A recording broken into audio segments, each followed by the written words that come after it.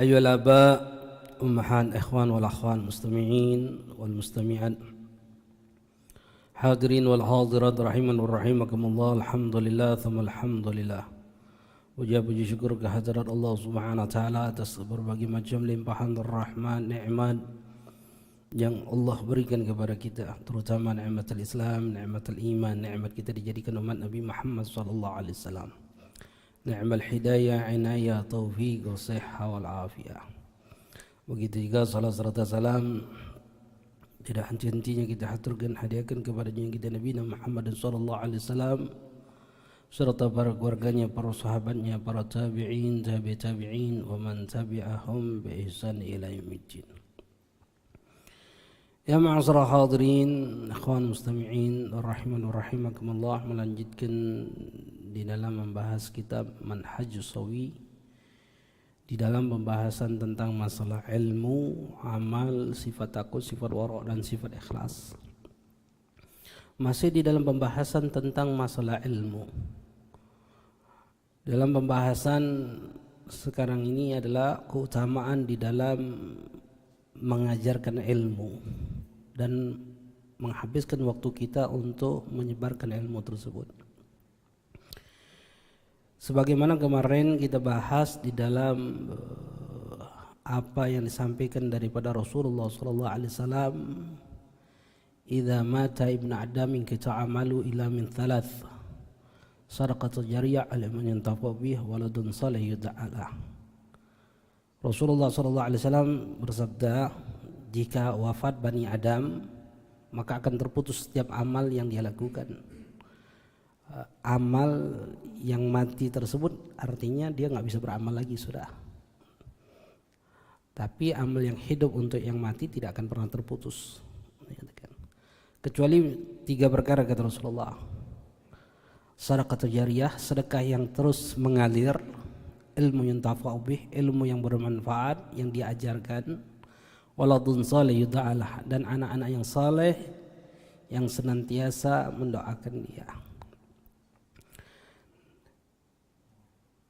Di dalam hadis ini menunjukkan bagi diri kita tentang pentingnya ilmu. Karena di dalam 3 perkara tersebut semuanya ada bagi orang yang mengajarkan ilmu. Yang pertama shadaqatun jariyah, sedekah yang terus mengalir. Ilmu yang diajarkan itu bagikan sedekah yang disampaikan. Sedekah ini akan terus berlanjut. Ilmu yang bermanfaat yang kita ajarkan kepada orang lain itu bagikan bak sedekah, ganjaran pahala yang terus mengalir, memberikan pahala kepada orang lain. Begitu juga ilmu tersebut menyebar. Ini sudah jelas, pahala itu akan terus mengalir kepada kita orang. Yang kedua, ilmu yang tafa'u bih, ilmu yang bermanfaat, ilmu yang diajarkan juga, ilmu yang bermanfaat untuk diri dia dan untuk orang lain. Itu akan senantiasa mengalir kepada dia. Waladun soleh yud'alah, anak yang soleh. Para ulama sepakat seorang murid akan senantiasa mendoakan gurunya. Seorang murid bagikan anak yang soleh. Seorang murid yang taat, yang tunduk, yang patuh kepada gurunya akan senantiasa mendoakan gurunya, tidak akan pernah lupa. Sebagaimana diceritakan ulama-ulama hadis, jika dia mendapatkan satu hadis, maka mereka akan mendoakan setiap sanad dari hadis tersebut yang menjadikan wasilah mereka mendapatkan ilmu tersebut. Waladun soleh yud'alah. Nah, ini bagian daripada ilmu yang bermanfaat. Kemudian awaliyah fi ta'limi ahli wal aulad wa nahwi. Dan orang yang pertama kali yang harus kita perhatikan untuk kita ajarkan ilmu adalah keluarga kita. Sebagaimana an Ali radhiyallahu anhu fi qouli ta'ala qu anfusakum wa ahlikum nara. Jagalah diri kalian dan keluarga kalian daripada api nerakanya Allah. Sayyidina Ali bin Abi Thalib karramallahu wajhahu radhiyallahu anhu, beliau mengatakan makna tafsir dari ayat ini, allimu anfusakum wa ahlikum khair ma yanjuna bihi minan nar. Ajarkan diri kalian dan keluarga kalian kebaikan. Apa kebaikan tersebut? segala sesuatu perkara yang bisa menyelamatkan mereka atau diri kita daripada api nerakanya Allah Subhanahu wa taala. Ajarkan diri kita dan keluarga kita perkara-perkara yang menyelamatkan mereka daripada api nerakanya Allah Subhanahu wa taala. Itu makna ayat ku anfusakum wa ahlikum naro. Jagalah diri kalian dan keluarga kalian daripada api nerakanya Allah. Artinya ajarkan dedek putra-putri kita, diri kita, keluarga kita dari perkara-perkara yang bisa menyelamatkan kita daripada api nerakanya Allah Subhanahu wa taala. Wa Abdullah bin Abbas menafsirkan ayat ini, beliau menyatakan apa maknanya? Faqihuhum wa alimuhum wa adibuhum. Berikan pemahaman kepada mereka, ajarkan kepada mereka dan didiklah mereka dari perkara-perkara yang menyebabkan mereka selamat daripada api nerakanya Allah Subhanahu wa taala. Wa qala Muqatil rahimahullah radhiyallahu anhu. Beliau mengatakan apa? Hakul muslim an yu'addiba nafsahu wa ahlahu wa abidahu. Hak seorang muslim, kewajiban seorang muslim adalah dia harus mendidik dirinya dan keluarganya dan hamba sahayanya, wa yu'allimuhumul khair wa yanhum 'anil syarr, dan mengajarkan kepada mereka tentang kebaikan, kepatuhan kepada Allah dan mencegah mereka daripada perbuatan maksiat kepada Allah Subhanahu wa taala. Al-Habib Zain bin Ibrahim bin Smith beliau mengatakan fi dzalika dalilun ala ta'qidi wujub ta'lim ahli wal aulad. Ini dalil, kata beliau, suatu kewajiban bagi diri kita untuk mengajarkan keluarga kita dan anak-anak kita di dalam ketaatan kepada Allah. Fa huwa aham, dan mereka adalah orang yang paling penting untuk kita perhatikan di dalam tarbiyah. Wa agadda min ta'lim ghairihim, dan mereka harus kita dahulukan untuk diajarkan sebelum mereka kepada orang lain. Fa inna kullu ra'in mas'ulun an ra'iyati, kata Rasulullah. Setiap kalian pemimpin, kalian akan dimintakan pertanggungjawaban atas apa yang kalian pimpin. Wabil khusus kita sebagai wong tua punya kewajiban untuk mendidik putra-putri kita. Sebagai seorang suami punya kewajiban mendidik istri kita, karena mereka adalah di bawah kekuasaan kita orang. Apa yang mereka lakukan akan menjadikan tanggung jawab kita di hadapan Allah Subhanahu wa taala. Qala Habib Ahmad bin Umar bin Smith radhiyallahu anhu, birru walad ala walid wajibun bi ta'lim wa tarbiyati. Kewajiban seorang orang tua terhadap anaknya adalah mengajarkan kepada mereka dan mendidik mereka orang. Karena itu hal yang diwajibkan oleh Allah kepada kita orang. Makanya anak sering kita katakan amanat. Anak adalah titipan yang dititipkan oleh Allah kepada kita orang. Amanat ini untuk apa? Untuk dijadikan mereka ini menjadi hamba Allah yang tunduk taat patuh kepada Allah. Jika kita memiliki seorang anak, kemudian anak itu tidak menjadi anak yang taat patuh tunduk kepada Allah, maka kita dianggap khianat di dalam tarbiyah anak itu. Dianggap khianat di dalam amanat titipan yang dititipkan oleh Allah kepada kita orang. Makanya perhatikan ikhwan. Bahkan yajibu ala aba wal ummahat wa auliya wal wula ta'limu auladim. Diwajibkan bagi bapak, ibu-ibu, wal wali-wali di dalam tarbiyah mengajarkan kepada anak mereka dan keluarga mereka, wa kulli man lahum ali wilayah, dan kepada siapapun mereka yang bertanggung jawab. Ajarkan apa? Kal iman, keimanan mereka kepada Allah Subhanahu wa taala. Wassalat, ajarkan mereka salat. Wazakat, ajarkan kepada mereka zakat, haji. Wa amruhum bidzalika, dan perintahkan mereka hal tersebut. Wa yu'allimunhum tahrim muharramat, dan wajib juga bagi kita untuk mengajarkan apa? Perkara-perkara yang diharamkan oleh Allah Subhanahu wa taala kepada mereka orang. Ajarkan. Seperti apa? Zina. Ajarkan itu hal yang diharamkan oleh Allah. Liwat, homoseksual, apalagi sekarang ini Masya Allah, sekarang ini menjamur LGBT,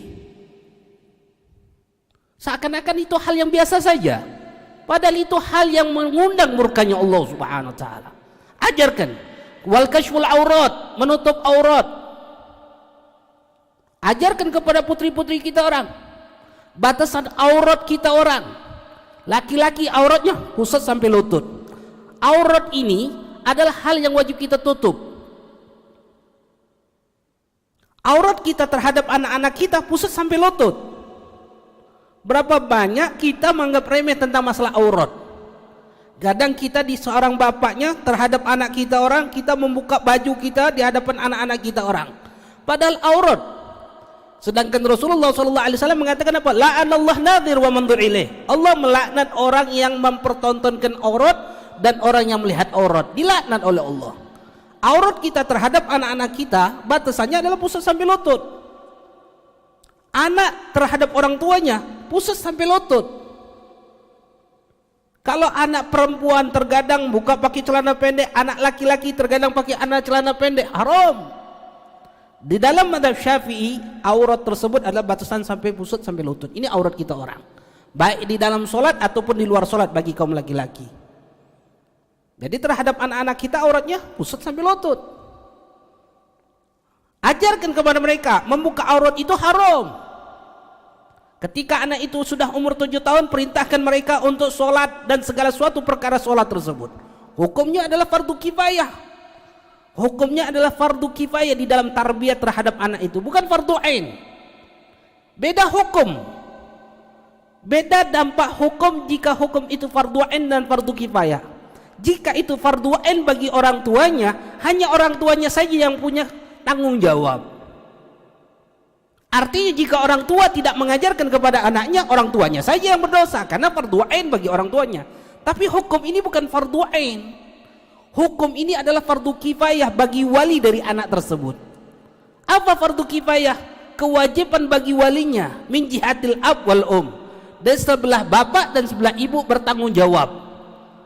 Siapa? Bapaknya, ibunya, kakeknya, neneknya, mamangnya, bibiannya, semuanya fardu kifayah, bertanggung jawab terhadap anak itu. Perintah apa? Mengajarkan kepada mereka kewajiban dan memerintahkan mereka kewajiban dan mengajarkan mereka keharaman dan mencegah mereka melakukan keharaman. Hukumnya fardu kifayah. Artinya jika tidak ada satupun di antara mereka yang mengajarkan kewajiban ataupun mengajarkan keharaman dan memerintahkan kewajiban atau mencegah keharaman, yang dosa itu bukan hanya bapak ibunya saja, tapi seluruhnya berdosa karena hukumnya adalah fardu kifayah. Bayangkan ya kawan, kita mungkin memperhatikan anak-anak kita orang, tapi kita terkadang lupa memperhatikan keponakan kita orang. Siapa di zaman sekarang ini memperhatikan keponakannya seperti memperhatikan anaknya? Mereka anggap seperti acu tak acu saja, dengan alasan itu ada orang tuanya. Padahal di dalam kewajiban tarbiyah, pendidikan, itu bukan hanya kepada orang tuanya saja. Itu kewajiban kepada wali dari anak tersebut. Wali itu siapa? Min jihatil ab wal dari sebelah bapak dan sebelah ibu. Siapa? Bapaknya, ibunya, kakeknya, neneknya, mamangnya, bibiannya bertanggung jawab. Semuanya, karena hukumnya adalah fardu kifayah di dalam tarbiyah terhadap anak tersebut. Ajarkan menutup aurat. Artinya ketika kita melihat keponakan kita membuka aurat, perintahkan untuk menutup aurat, baik itu laki-laki ataupun perempuan. Aurat laki-laki pusat sampai lutut. Artinya kalau anak kita laki-laki pakai celana pendek, haram. Dan aurat dia itu batasnya pusat sampai lutut, baik itu sesama laki-laki ataupun sama perempuan, baik dia sendirian ataupun berjamaah, dia bersama orang lain. Makanya hati-hati membawa anak-anak kita pergi ke kolam renang. Oh, Ustadz, sekarang ini kan kami ini kan pakai pakaian renang syar'i. Apa ada pakaian renang syar'i?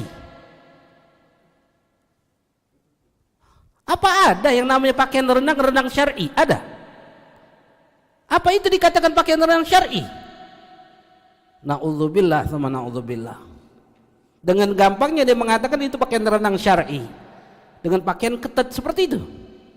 Nah, tidak ada yang seperti itu syar'i. Dengan alasan syar'i, seakan-akan menutupin.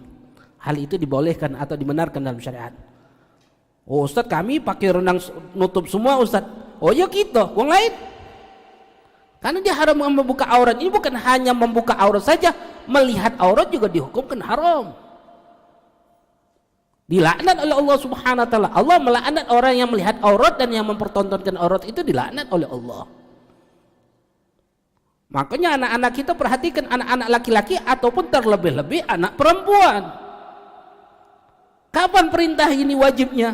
Ketika umur 7 tahun terhadap mereka orang. Ajarkan kepada mereka orang. Terhadap istri kita batasan-batasan aurat.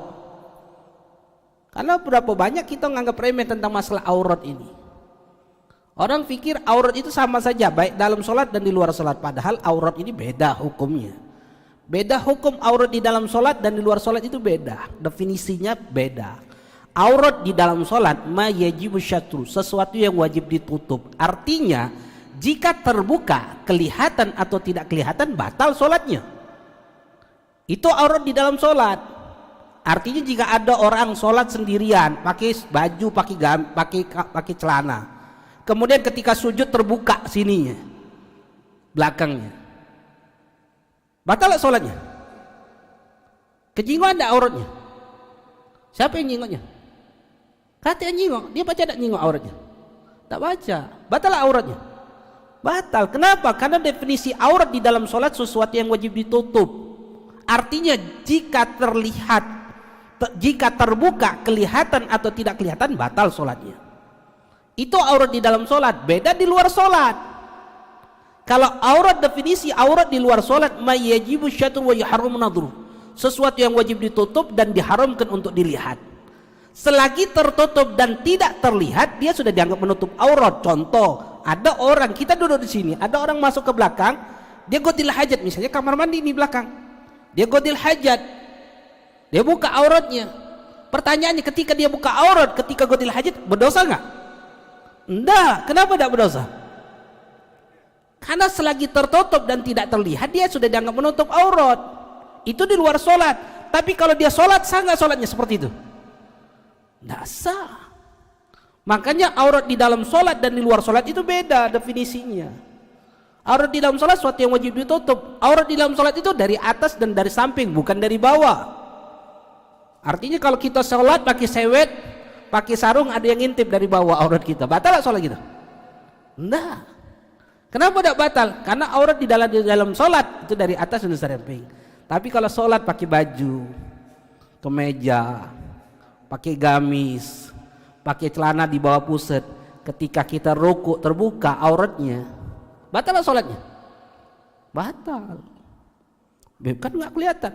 Masalah aurat di dalam sholat itu bukan masalah lihat atau tidak. Masalah aurat di dalam sholat itu sesuatu yang wajib ditutup. Jika terbuka kelihatan atau tidak kelihatan, batal sholatnya. Rata-rata kita orang celana, apakah di bawah pusat atau di atas pusat? Di bawah pusat. Baju kita lebar, ketika rokok otomatis ini terbuka. Ketika bagian kita yang bagian atas ini terbuka, aurat ini terbuka. Makanya perhatikan hati-hati dalam masalah aurat di dalam sholat. Ajarkan kepada anak kita batasan aurat. Berbeda di luar sholat, aurat itu dari manapun aurat. Dan orang berapa banyak anggap remeh. Itu dalam mazhab Syafi'i, beda di dalam mazhab Maliki. Maliki mengatakan aurat itu apa? Syawatan saja, kemaluan saja. Dan itu bukan merupakan syarat sahnya sholat. Artinya pakai celana pendek, sholat sah-sah saja dalam mazhab Maliki. Tapi Syafi'i lebih syadid, lebih memperhatikan dalam masalah aurat. Kalau di luar sholat sama hukum. Aurat perempuan, batasan wajah dan telapak tangan saja yang boleh dilihat. Wajah itu mana batasannya? Tempat tumbuh rambut sampai dagu. Itu aurat bagi perempuan, dari kuping ke kuping. Ini batasan wajah. Dagu ini, bawah dagu ini aurat wajah bukan? Bukan. Artinya kalau sholat wajib ditutup nggak? Wajib ditutup. Jika makin mengkenanya sampai ke bawah dagu sini, ini kelihatan sangat sholatnya. Nggak sah sholatnya. Kenapa? Karena dianggap membuka aurat. Jika dalam sholat dia dianggap membuka aurat dan hukum sholatnya tidak sah, jika di luar sholat dia dianggap membuka aurat juga, hukumnya haram. Berapa banyak perempuan-perempuan kita ketika keluar pakai jilbab, ada yang menutupi dagunya? Jarang mereka menutupi dagu, mereka sampai sini saja. Dan dia menganggap remeh tentang masalah aurat itu. Padahal aurat ini apa? Dilaknat oleh Allah. La'anallahu nadhir wa manzur ilaih. Allah melaknat orang yang melihat aurat dan orang yang mempertontonkan aurat. Kenapa? Apa sebabnya? Karena tarbiyah tidak ada.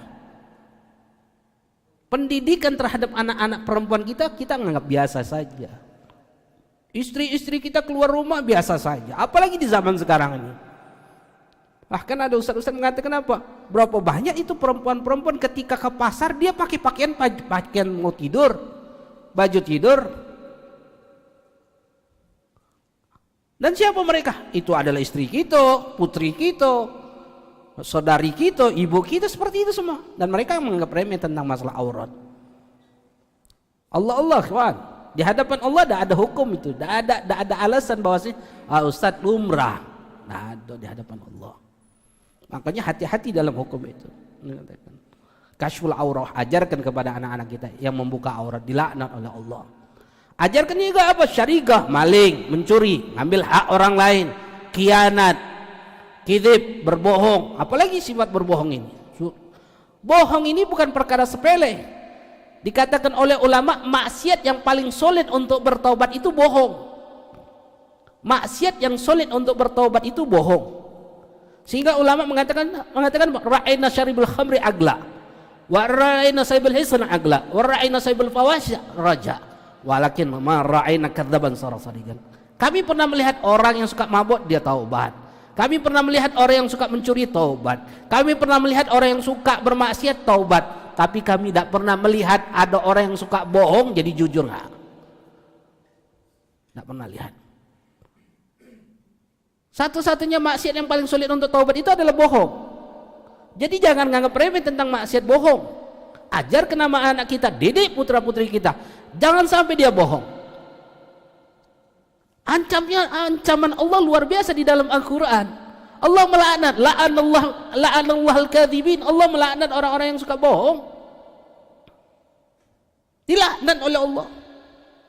Jangan kita anggap remeh tentang tarbiyah terhadap anak-anak kita. Bahkan di dalam hadis Rasulullah SAW mengatakan apa?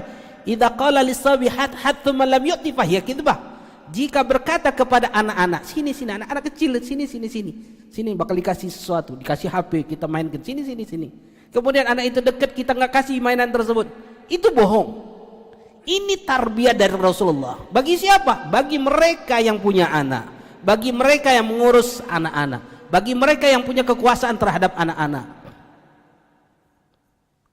Bohong ini bukan perkara sepele. Bohong sama binatang saja diharamkan dalam syariat. Bohong sama binatang. Satu contoh apa? Kalau kita mau makan ada kucing nganggu, kita ngusir aja mana? Bos, keluar dari rumah, tutup pintu, ngenjuk idak. Kizbah, bohong itu, haram hukumnya. Kita nganggap remeh dalam masalah seperti itu.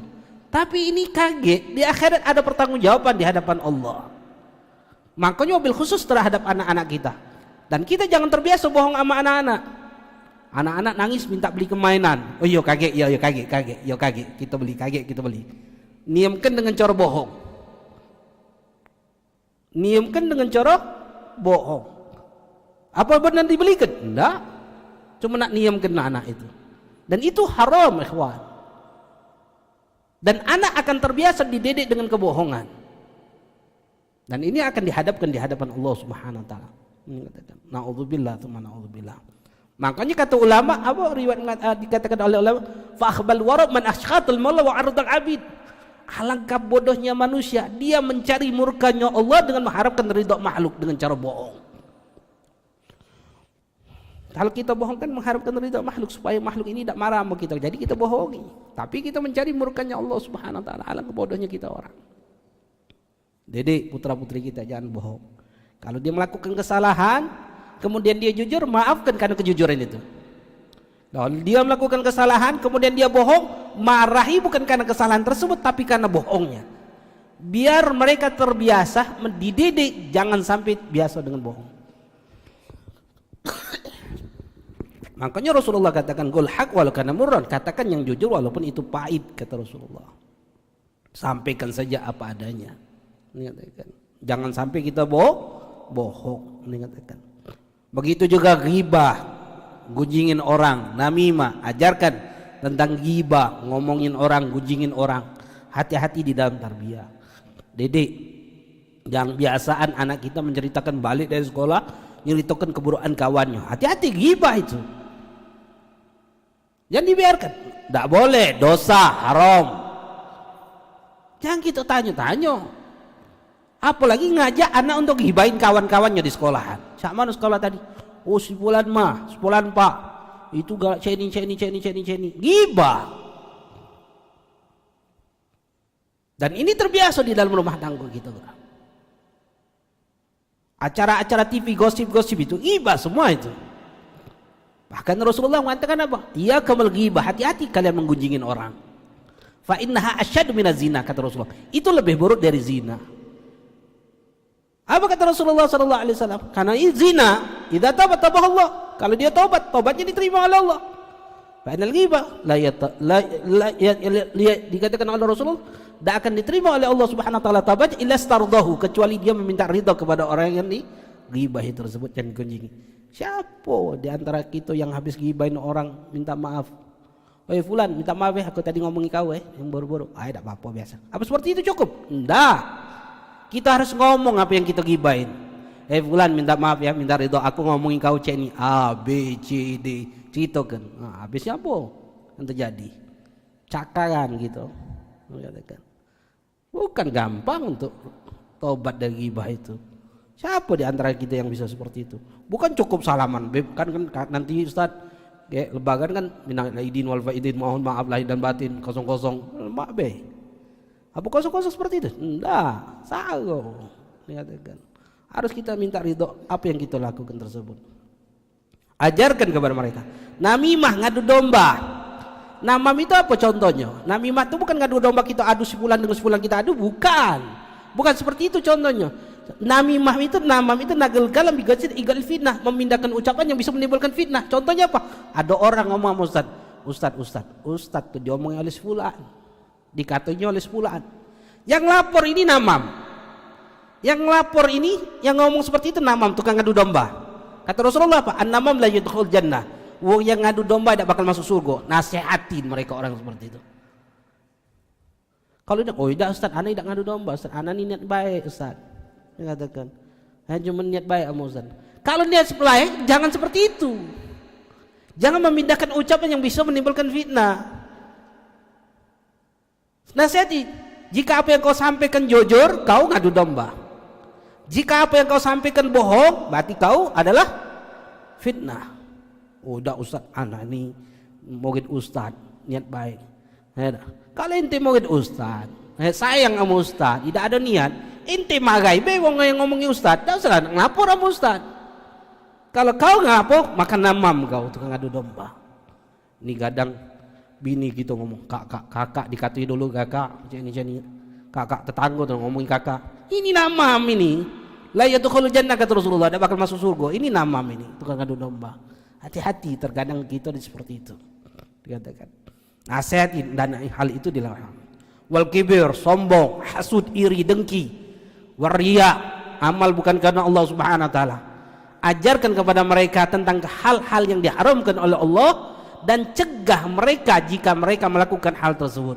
Fa in ahmalu dzalika faqad ghashuhum wa khanuhum wa dhalamhum. Barang siapa yang menganggap remeh tentang perkara tersebut, maka mereka termasuk adalah orang yang menipu keluarganya, menipu anaknya, khianat kepada keluarga dan anaknya, wa dhalamhum, dan mereka termasuk orang yang dolim terhadap keluarga dan anaknya. Karena dalam satu riwayat hadis Rasulullah sallallahu alaihi wasallam mengatakan apa? Awwalu ma yata'allaqu birrajul yaumal qiyamah ahlu wa waladu fayaghifuna baina yadayillahi ta'ala. Dan orang yang pertama kali yang akan nuntut seseorang kelak nanti yaumul qiyamah adalah keluarga dan anaknya. Dan mereka akan berhadapan di hadapan Allah Subhanahu wa taala, lalu mereka mengatakan, "Ya Rabbana khudh lana bihaqqina minhu." Ya Allah, embeklah azab kami terhadap dia. Hak kami terhadap dia. Fa innahu ma'alamana manajhal. Karena dia ini tidak ngajarkan apa yang kami tidak tahu. Wa kana yut'imuna haram, dan dia ini nunjuk kami makan haram. Wa nahnu la na'lam, dan kami tidak tahu. Siapa yang dituntut ini? Bapaknya, ibunya, lakinya. Wong yang pertama kali yang akan nuntut kita siapa? bini dan anak-anak kita, keluarga kita, sebelum orang lain nuntut kita orang. Sebelum orang lain nuntut kita. Siapa yang nuntut? Anak.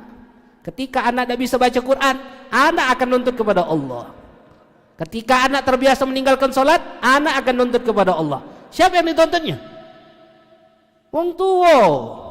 Kita sebagai wong tua. Anak tak paham syariat, yang dituntut siapa? Wong tua. Kenapa? Karena itu semua adalah kewajiban orang tua di dalam tarbiyah terhadap anak. Makanya jangan lemak baik kita punya anak. Yang kita berpikir punya anak itu suatu hal yang biasa. Beban nanti. Makanya perhatian terhadap anak-anak kita orang. Jangan kita anggap remeh di dalam tarbiyah terhadap anak. Bagaimana auratnya, bagaimana sholatnya, bagaimana bacaan Qur'annya, bagaimana pemahaman di dalam agama, bagaimana akidah dia dalam agama. Mana anak-anak kita orang yang percaya dengan keyakinan adanya Allah. Makanya mereka salafus shalihin tarbiyah, para alawin, para habaib mendidik mereka, anak-anak mereka di dalam tarbiyah. Yang pertama kali mereka ajarkan baca Fatihah, lalu ajarkan kepada mereka tentang masalah niat. Kalau nak mengajarkan anak, kalau nak meminta kepada abahnya ngomong apa? Minta sama Allah dulu. Biar Allah yang gerakkan hati abah untuk memberikan kau. Ketika kita berikan mainan, katakan syukur sama siapa? Sama Allah. Kenapa? Karena Allah menggerakkan hati abah untuk berikan kepada kau. Syukur sama Allah. Cara syukur sama Allah apa? Syukur juga kepada abah, karena wasilah abah kau dapat mainan. Bayarkan. Tarbiyah terhadap mereka, anak-anak kita orang. Supaya apa? Supaya anak ini punya keyakinan kepada Allah Subhanahu wa taala. Bukan lakukan gawe kebaikan dia dapat hadiah. Nah, mereka tidak seperti itu. Dapat hadiah, syukur sama Allah. Karena Allah yang gerakkan hati abah. Itu tarbiyah, kawan. Supaya apa? Supaya anak ini terbiasa segala sesuatu ini Allah yang nganjuk. Wong tua sebagai wasilah. Apa yang terjadi karena Allah galau. Apa yang terjadi adalah Allah yang memberikan segala sesuatu. Itu tarbiyah, dikatakan. Makanya itu haqul walad ala walid yang yuhsinu ismu yuhsinu murdi'u wa yuhsinu adabu. Hak anak terhadap wong tuanya adalah memperbagus namanya, memperbagus wong tuanya, ibunya, dan memperbagus adabnya. Itu kewajiban wong tua terhadap anak yang akan mereka tuntut di hadapan Allah Subhanahu wa taala. Mudah-mudahan kita sebagai wong tua diberikan kemudahan di dalam tarbiyah terhadap anak-anak kita, dan anak-anak kita menjadi anak-anak yang saleh dan salehah, yang kelak nanti membanggakan hati kita di dalam kehidupan di dunia maupun kelak nanti di akhirat. Dan juga mudah-mudahan Allah Subhanahu wa taala mengampuni dosa wong tua kita, dan mudah-mudahan Allah Subhanahu wa taala tidak memberikan azab kepada wong tua kita karena kelalaian mereka terhadap tarbiyah terhadap kita. Dan juga kita mintakan kepada Allah Subhanahu wa taala, mudah-mudahan orang tua kita mendapatkan ampunan di sisi Allah Subhanahu wa taala. Yang masih hidup diberikan panjang umur dalam ta'ah wal afiyah salamah, diberikan kesehatan, dan mudah-mudahan kita menjadi anak-anak yang senantiasa berbakti kepada orang tua kita. Dan juga kita mendapatkan ilmu yang berkah, ilmu yang menjadikan kita tunduk takut patuh kepada Allah Subhanahu wa taala, ilmu yang menjadikan kita senantiasa dekat kepada Allah Subhanahu wa taala. Dan juga kita mintakan kepada Allah Subhanahu wa taala, selalu minta sama Allah untuk kita, untuk orang yang kita cintai, orang yang mencintai kita atau yang tidak senang kepada kita dari kaum muslimat, atau orang-orang yang pernah berbuat baik dalam hidup kita, atau orang-orang yang pernah kita zalimi atau yang zalimi kita dari kaum muslimat. Kita mintakan kepada Allah, mudah-mudahan Allah ampuni dosa kita dan dosa mereka, lalu Allah matikan kita dan mereka dalam keadaan husnul khatimah. Ya Allah biha, ya Allah biha, ya Allah bihusnul khatimah fi khair wa fi wal afiyah. Allahumma arzuqna fahmi nabiyyin hadhal muslimin syarat al-hamal kadal muqarrabin. Allahumma alnuna bi'ilmi zaina bihilmi akramna bitaqwa wa jamila bil afiyah arhamar rahimin. Wa sallallahu ala sayyidina Muhammadin wa ala alihi wasallam. Alhamdulillah rabbil alamin. Subhanakallahumma bihamdika asyhadu an la ilaha illa anta astaghfiruka wa atubu ilaik. Hada ma'akum wa la minkum. Assalamu alaikum warahmatullahi taala wabarakatuh.